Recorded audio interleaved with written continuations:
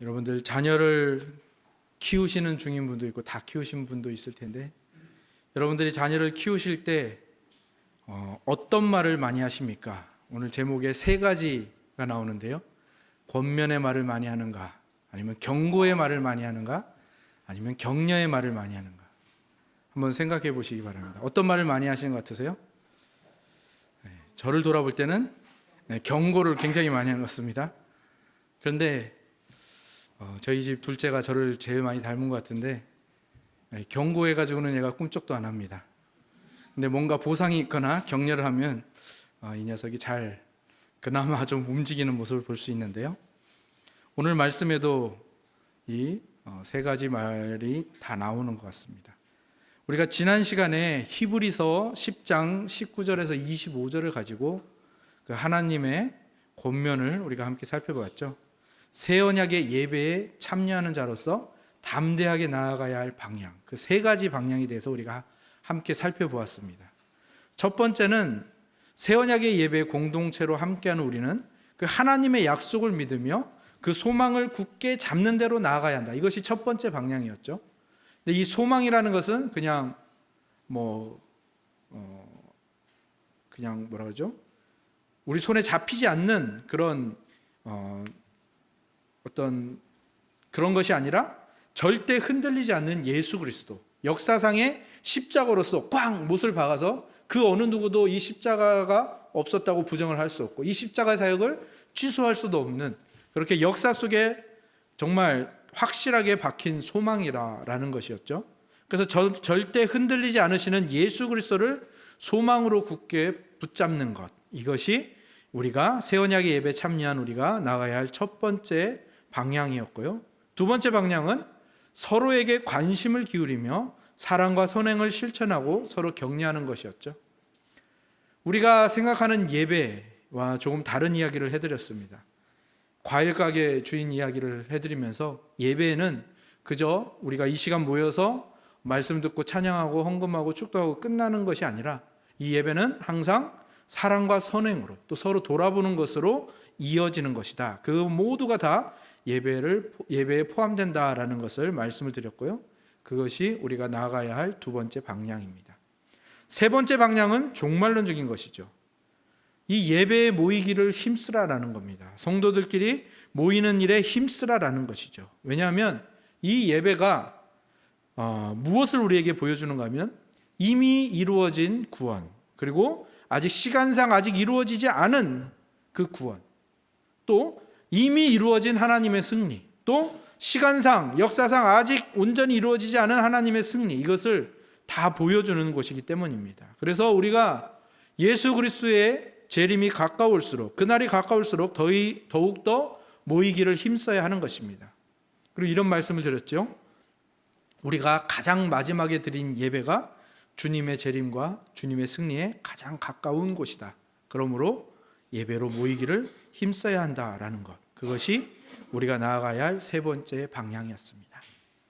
그것이 히브리서 10장이 우리에게 주는 세 가지 권면이었죠. 그러면 이 권면을 뒷받침해 주는 내용들이 오늘 본문에 나옵니다. 세 가지 방향이 왜 그토록 중요한지를 말해주는 본문이죠. 실제로 오늘 읽으신 26절부터 시작되는 이 말씀은 우리말 성경에는 나타나 있지 않지만 원어를 보면 왜냐하면 이라는 말로 시작되고 있죠. 그러니까 무슨 말입니까? 19절에서 25절에 나오는 이 세 가지 권면을 왜 했는가, 이 권면이 왜 주어졌는가를 말해주고 있는 것입니다. 왜냐하면 이 권면이 주어진 이유가 이러이러하다.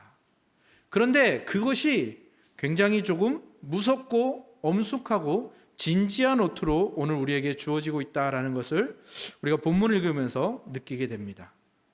담대하게 나아가라, 가까이 와서 복음을 견고하게 붙잡으라 라는 이 권면들이 경고로 바뀌고 있는 것이죠. 회심한 후에 배교하고 예수 그리스도를 떠나가는 이들이 용서받지 못할 것이다 라는 경고가 주어지고 있는 겁니다. 그래서 이 26절에 나오는 이 죄는 모든 죄를 다 포함하는 단어가 아니라 바로 예수 그리스도에게서 떠나가는 이 배교의 죄를 가리키는 단어이죠. 구원받은 후에 예수 그리스도에게서 돌아서는 자의 죄를 위한 사함은 존재하지 않는다라고 말하고 있죠. 왜냐하면 이 죄사함이라는 것은 우리가 앞서서도 함께 살펴보았듯이 그리스도의 피 흘림으로만 주어지는 것이기 때문이죠. 그러니까 이 그리스도를 거부한 자에게 죄사함이 없다라는 것은 정말 어쩌면 너무나도 당연한 말입니다. 그러나 그렇게 배교한 이들을 직접 경험한 이 히브리서의 그 독자들은 정말 그것이 무서운 말로, 무서운 경고로 주어지는 것을 느낄 수가 있었을 것입니다. 그래서 이 말씀이 사실 우리에게도 무서운 말씀으로 들려야 하는데 우리에게는 그렇지 않을 수도 있다라는 것이 조금 안타깝지만 우리가 히브리서 독자들의 마음으로 이 말씀을 보았으면 좋겠습니다. 주변에서 여러 사람들이 그리스도를 떠나고 있습니다. 그리스도를 배교하고 있습니다. 그때 히브리서가 그렇게 말해주고 있는 거죠. 그들에게는 무서운 마음으로 심판을 기다리는 것과 대적하는 자를 태울 맹렬한 불만이 남아있고 그들을 위한 사함은 존재하지 않는다.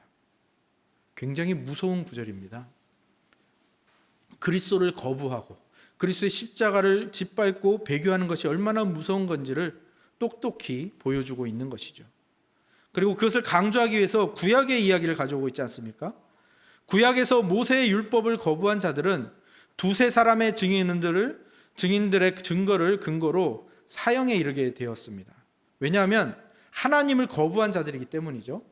모세의 율법을 거부한 것만으로도 하나님을 거부한 것이 되었는데, 그렇다면 예수 그리스도, 하나님의 아들인 예수 그리스도를 거부한 자들이 도대체 하나님을 거부한 정도가 아니라 하나님에 대해서 대항하고 반역하는 것일진데 얼마나 더 무서운 일이겠느냐라고 말하고 있는 거죠.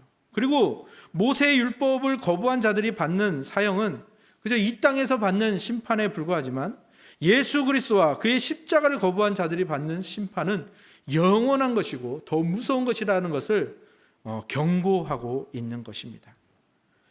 그러니까 지난 시간에는 이 말씀 제목이 담대히 나아가야 할 방향 아니었습니까? 그런데 이 담대히 나아가야 한다는 것이 그냥 우리가 담대히 나갈 수도 있고 그냥 그저 그렇게 나갈 수도 있다 이게 아니라 그 반대의 방향을 보니까 우리가 담대하고 정말 급하게 나갈 수밖에 없는 방향이라는 것이 오늘 이 경고를 통해서 드러나고 있는 겁니다. 이 무서운 이 반대의 방향을 말해주는 이유가 바로 거기에 있는 겁니다. 우리가 절대로 이 반대의 방향으로 가서는 안 된다. 이 배교의 길로 가서는 안 된다. 새 언약의 예배로 나아가야 된다. 그러니까 이 새 언약의 예배로 나아가라, 담대히 나아가라 라는 것은 이 길도 있고 딴 길도 있고 아니면 이 길을 천천히 가도 되고 그냥 나중에 가도 되고 기다렸다 가도 되고 그게 아니라 단 하나의 길밖에 없다라는 거죠. 이 새 언약의 길. 그래서 이 단 하나밖에 없는 이 길을 열어주시기 위해서 예수 그리스도께서 당신의 생명을 바쳐서 자신의 피를 흘려서 이 길을 열어주셨다라는 것이죠. 그것이 얼마나 큰 은혜인가. 근데 그 은혜를 저버리고 예수 그리스도를 배교하는 이는 그 예수 그리스도의 희생과 예수 그리스도의 새 언약과 그 십자가와 그의 피 흘림을 무시하고 짓밟는 일이 되는 것이고 그것은 얼마나 끔찍한 일인가.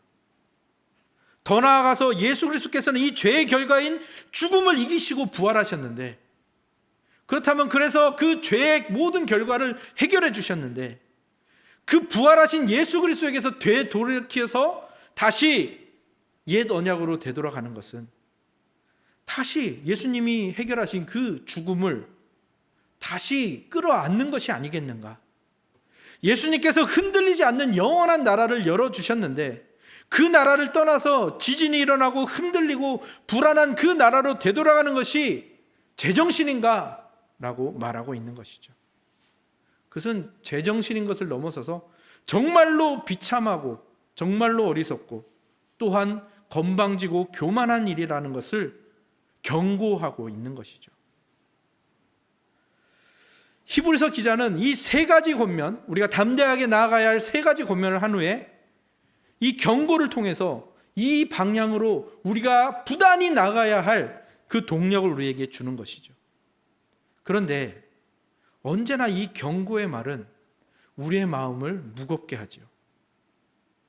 26절부터 31절의 내용까지만 본다면 마치 우리가 하나님께로부터 당장이라도 멀어져서 당장이라도 멸망하고 정말 그 끔찍한 곳으로 갈 것만 같은 분위기의 말씀이죠.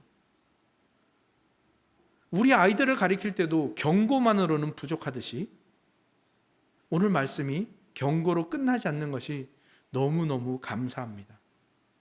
실제로 사람의 성품이 그렇지 않습니까? 사람의 본성이 하지 말라면 더 하고 싶은 것이고, 신학자들이 말하죠.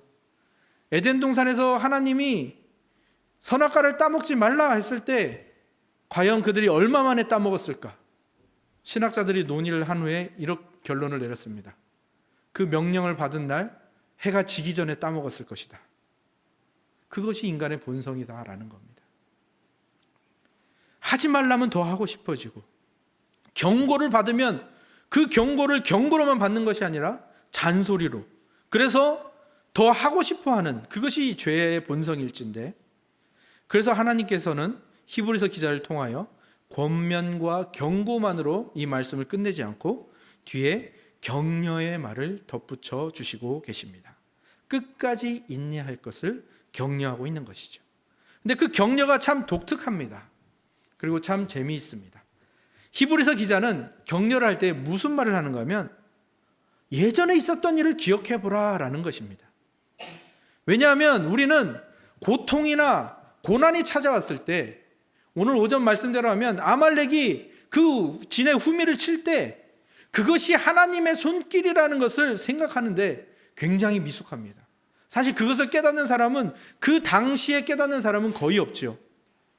대부분이 이 일을 어떻게 하면 해결할 수 있을까? 어떻게 하면 여기서 벗어날 수 있을까? 그것에만 집중하게 되죠.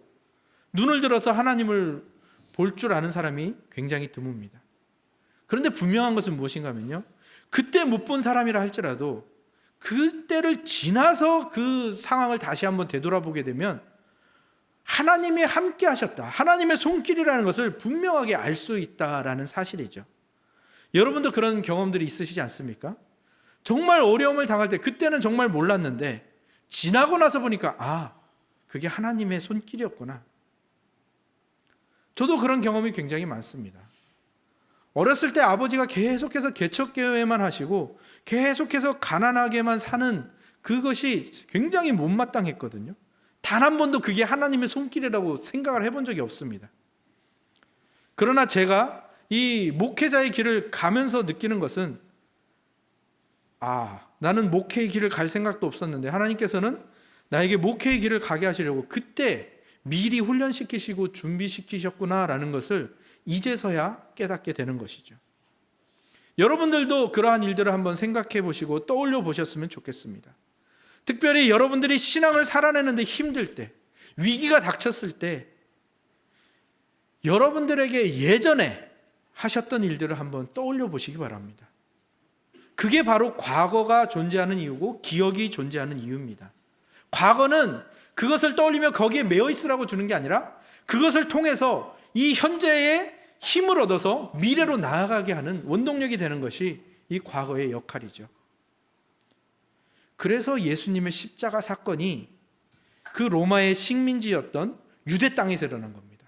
그냥 로마의 식민지도 아니고 그냥 유대인들이 있는 데서만 일어났으면 그것이 역사에 기록되는 것이 굉장히 정말 적었을 것이고 다른 나라에서 믿지도 않았겠죠. 그러나 가장 강대국인 로마가 식민 통치를 하고 있는 유대 땅에서 그 일이 일어났기 때문에 그 예수 그리스도의 십자가는 우리에게 변치 않는 과거가 되는 겁니다. 그러니까 개인적인 과거도 우리가 미래로 나아가는 데 힘을 주지만 예수 그리스도께서 이미 행하신 일, 과거에 행하신 일도 우리가 정말 힘들어서 죽을 것 같을 때, 그리고 우리가 인생의 위기에 봉착했을 때 그것을 떠올릴 수 있도록 하나님이 마련해 놓으신 장치라는 것이죠. 성경을 보면 지혜 있는 자들이 항상 낙심과 절망과 위기가 찾아올 때 꼭 과거를 되돌아보는 모습을 보여줍니다. 그것이 가장 잘 나오는 곳이 어딘가 하면 바로 구약에 있는 시편들이죠.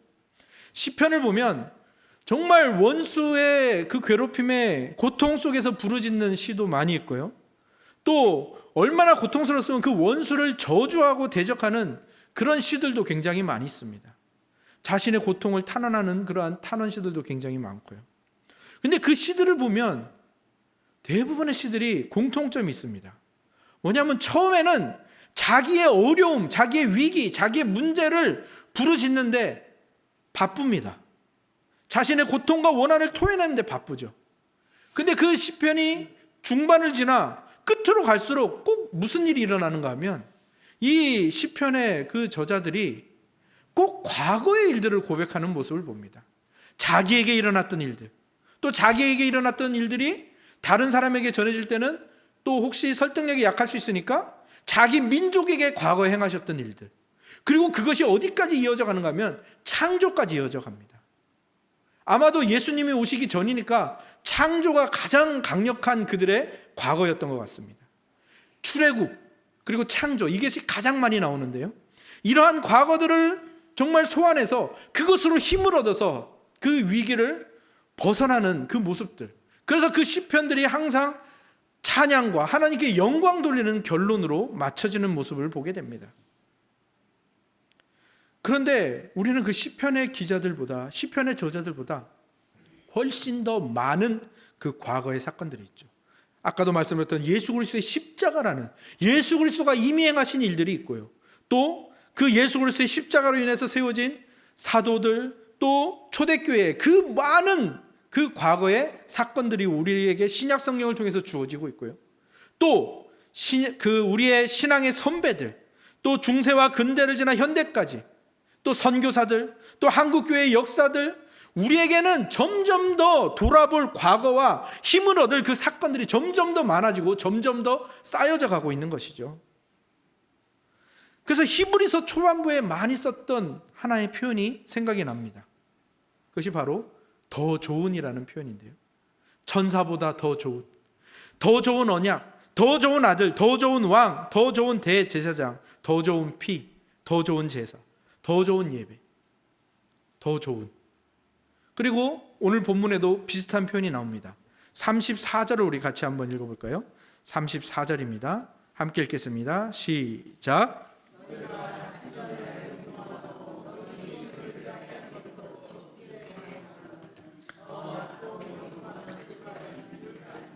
아멘. 더 낫고 영구한 소유, 더 낫다, 더 좋다.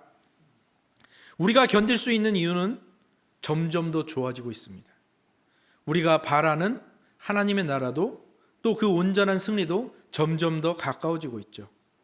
이 말씀을 드리는 이유는 무엇인가 하면, 우리가 과거에도 그렇게 지금 현재의 고난을 이길 힘들과 그 근원들이 과거에 계속해서 쌓여져 있는 것처럼, 또 하나 이 고난을 이기는 두 번째 방법이 있는데, 그것은 바로 무엇인가 하면 앞으로 있을 일을 바라보는 겁니다. 우리 35절 36절도 같이 한번 읽어볼까요? 35절 36절입니다. 시작. 담대함을 버리지 말라. 이것이 큰 상을 얻게 하느니라. 너희에게 인내가 필요함은 너희가 하나님의 뜻을 행한 후에 약속하신 것을 받기 위함이라. 아멘. 앞으로 우리에게 주어질 상이 있고 하나님께서 약속하신 상급들이 있다는 것이죠. 이것은 첫 번째 방법인 과거를 돌아보는 것과 이어져 있습니다. 왜냐하면 그 과거에 그 사람들, 그 신앙의 선배들, 그리고 예수 그리스도를 비롯한 그 모든 이들이 왜 그 과거의 고난을 이길 수 있었습니까? 바로 앞으로 주실 상을 바라보고 이길 수 있었거든요. 그러니까 우리도 똑같습니다. 이 과거를 돌아보면서 그 이미 우리에게 주어진 이 현재의 고난을 이길 그 과거의 기억들이 이렇게 미래의 상과 상급으로 약속과 이어져 가고 있다라는 것이죠. 그래서 많은 신자들이 고난이 찾아왔을 때 그 고난을 기쁘게 당하는 그 수준까지 이르는 모습을 우리가 보게 되죠. 왜? 그 고난이, 그들이 당하고 있는 고난이 절대로 그 고난으로 끝나지 않을 것을 알았기 때문이고요, 그거를 확신했기 때문입니다. 그래서 고난이 찾아올 때 그들은 어떻게 했습니까? 찬양, 신앙 고백으로 그것을 이겨냈습니다. 바울이 옥에 갇혔을 때 찬양했던 것을 그 죄수들이 들었다라는 그 말씀도 우리가 알고 있지 않습니까? 그리고 그 자기가 찬양하는 것이, 고난 중에 찬양하는 것이 자기에게만 위로가 되는 게 아니라 그 옥중에 있는 다른 이들이 들은 것처럼 다른 이들에게도 격려와 위로가 되는 것이죠. 이게 바로 신자와 불신자의 가장 큰 차이라고 생각을 합니다. 모두가 고난은 저주이다, 고통은 절망이다, 내가 지금 벌을 받고 있는 것이다 라고 말할 때, 그래서 불신자들은 그 고난 앞에서 비관하거나 심지어 스스로 목숨을 끊는 데까지 가는 자들도 비일비재하지요.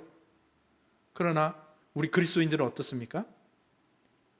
고난을 받을 때 우리의 믿음이 더 자라게 되고요, 우리의 확신이 더 커져가게 되고요, 오히려 더 그 하나님의 임재를, 재림을 바라볼 줄 알고 그 하나님이 주신 상급을 바라볼 줄 알게 되는 것이죠. 히브리서 기자가 권면하는 것이 바로 여기에 기반을 두고 있는 것이죠. 과거와 미래가 가리키고 있는 상급을 바라보라. 그 상급을 바라본 자들이 이제 우리가 다음에 살펴볼 11장에 많이 그 예들이 나오고 있죠. 우리가 믿음장이라 부르는 그 히브리서 11장에 그 예들, 그 신앙의 선배들, 먼저 그렇게 살았던 이들을 소개하고 있는 것이죠. 그러면 그들이 그렇게 바라마지 않았던 그 상급이 무엇이죠? 바로 예수 그리스도입니다.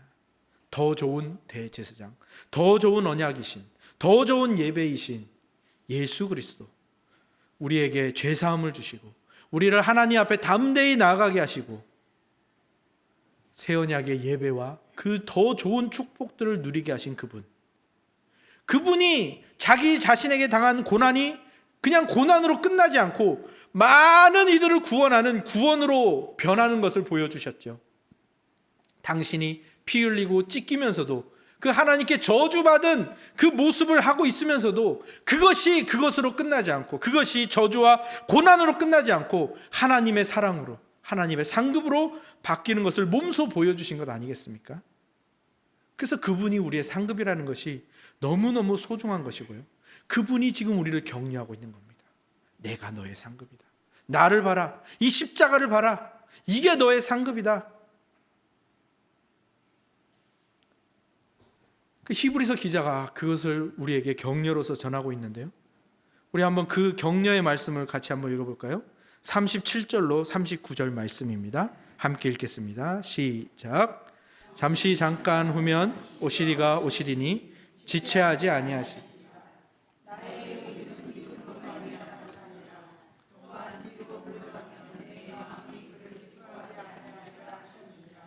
우리는 뒤로 물러가 멸망할 자가 아니요 오직 영혼을 구원함에 이르는 믿음을 가진 자니라. 아멘. 10장의 이 마지막 세 구절은요, 우리에게 이런 이미지를 보여주고 있습니다. 우리가 지금 신앙의 경주를 하고 있는데 결승점이 멀지 않았는데 우리는 아직 그 결승점이 보이지 않는 거죠. 그런데 우리에게 고통과 고난이 찾아온 겁니다. 그 아말렉의 공격이 시작이 된 거죠. 그래서 정말 그 고통과 그 부상으로 인해서 우리가 지금 이 경주를 멈추려고 하고 있고 심지어 되돌아가려고 하는 그 마음이 자꾸 생기는 거죠. 근데 그때 예수님께서 이 히브리서 기자를 통하여 우리에게 말씀하고 계시는 거죠. 뭐라고 말씀하십니까? 얘야, 멈추지 마. 잘 안 보이면 내 목소리가 들리는 그 방향으로만 뛰어와. 뛰어올 수 없으면 걸어와. 걸어올 수 없으면 기어서라도 와. 왜냐하면 얼마 안 남았거든. 너 지금까지 잘해왔잖아. 너는 뒤로 물러가서 멸망할 자가 아니잖아. 내가 준 믿음을 굳게 붙잡고 있는 믿는 자잖아. 너는 내가 의롭게 만든 의인이잖아. 할 수 있어. 어서 와. 내가 결승점에서 기다리고 있을게. 이제 우리에게 남은 것은 무엇입니까? 그 격려와 응원과 위로의 목소리를 신뢰하고 그 목소리에 반응하는 것이죠. 그 목소리가 들리는 곳으로 우리의 방향을 틀고 그곳으로 내가 할 수 있는 모든 힘을 다해 한 걸음을 내딛는 것이겠죠. 사도 바울의 고백이 생각이 나는 대목입니다. 내가 달려갈 길과 주 예수께 받은 사명 곧 하나님의 은혜의 복음을 증언하는 일을 마치려 하면은 나의 생명조차 조금도 귀한 것으로 여기지 아니하였다. 바울이 그렇게 끝까지 정진할 수 있었던 이유는 예수 그리스도의 그 격려와 응원의 말씀 때문이지 않았을까요? 그리고 그 격려와 응원의 말씀은 오늘 우리에게도 외쳐지고 있습니다. 우리 모두에게 이 격려의 말씀이 필요한 것 같습니다. 링컨 대통령이 암살당했을 때 그의 수중에서 나온 유품은 굉장히 초라했습니다. 손수건 하나, 안경집 하나, 주머니 칼 하나, $5 한 장이 든 지갑, 그리고 신문에서 오려낸 신문 기사 몇 장. 다른 것은 뭐 별다른 게 없는데 이 신문 기사 몇 장, 그 내용이 무엇인가 사람들이 보니까 그거는 바로 많은 이들이 링컨 대통령을 응원하고 격려했던 그 메시지가 실렸던 신문의 기사들이었다고 합니다. 그 위대한 사람, 그 강인한 사람 링컨조차도 격려와 응원이 필요했던 것이죠. 우리에게도 격려와 응원이 필요한 것 같습니다. 잠언 27장 21절에 이런 말씀이 나옵니다.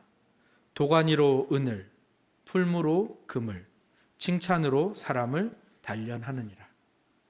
근데 원어 성경을 보면 여기서 단련하느니라라는 말은 나오지 않습니다. 그냥 도가니로 은을, 풀무로 금을, 칭찬으로 사람을 이렇게만 되어 있죠. 여기서 칭찬이라는 말은 격려와 응원의 그 의미까지 들어있는 말입니다. 은의 불순물은 도가니에서 뺄 수 있습니다. 금의 불순물은 풀무불에서 뺄 수가 있습니다. 그렇다면 사람에게 있는 그 불신앙과 또 부정적인 자아와 그 체념하고 포기하고 싶은 마음은 무엇으로 뺄 수 있을까요? 바로 이 축복과 격려와 응원의 말, 예수 그리스도의 말씀으로 그것을 뺄 수가 있는 것이죠. 그래서 히브리서 10장은 권면 다음에 경고로 경각심을 갖게 하고 마무리를 격려와 응원의 메시지로 하고 있는 것이죠. 사실 오늘 우리가 참여하고 있는 이 믿음의 경주, 우리 신앙의 현실인 이 광야는 결코 녹록한 곳이 아니고 간단하게 헤치고 나갈 수 있는 곳은 아닙니다. 여러분 모두가 다 온 힘을 다해 이 길을 걸어가고 계시고 이 경주를 하고 계시다라는 것을 잘 알고 있습니다. 그리고 꽤 많은 부분에서 고통스럽고 힘들다라는 것도 분명히 느껴집니다. 그래도 여러분 힘내시기 바랍니다. 우리가 받는 모든 고난은 소망 중에 받는 것이고 우리가 상급을 위해 받는 것입니다. 그리고 그 상급은 이미 우리에게 주어졌죠. 예수 그리스도. 이미 우리는 그 상급을 가지고 있고요.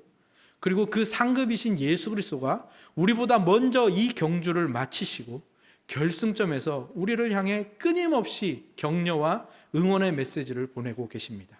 그분을 신뢰함으로, 그분을 믿음으로 오늘 우리에게 당면한 이 신앙의 경주를 이겨내고 견뎌내시고 승리하시는 우리 모두가 되기를 주님의 이름으로 축복합니다.